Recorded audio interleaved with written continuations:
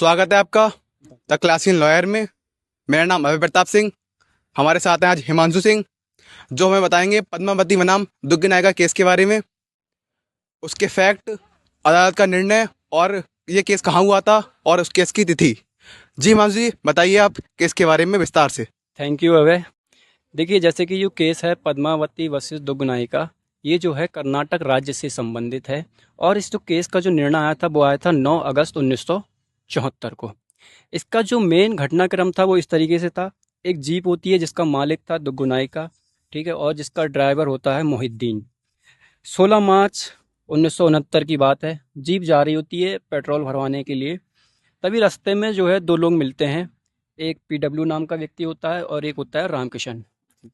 फिर क्या होता है, वो दोनों लोग जो है जीप में बैठ जाते हैं। हिमांशु जी, मेरे क्वेश्चन आपसे ये है, क्या रामकृष्ण और जो पीडब्ल्यू व्यक्ति थे वो अपनी मर्जी से जीप में बैठते हैं या उनको साथ कोई जबरदस्ती की जाती है?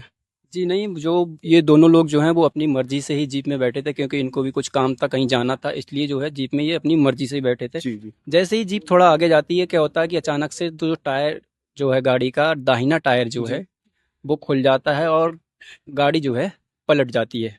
जी। इससे क्या होता है, जो राम किशन होते हैं वो घायल हो जाते हैं और कुछ समय बाद उनकी जो है मृत्यु हो जाती है।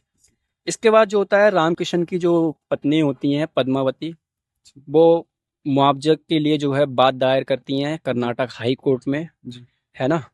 और इसमें जो गवाह होते हैं वो होते हैं पीडब्ल्यू। जी।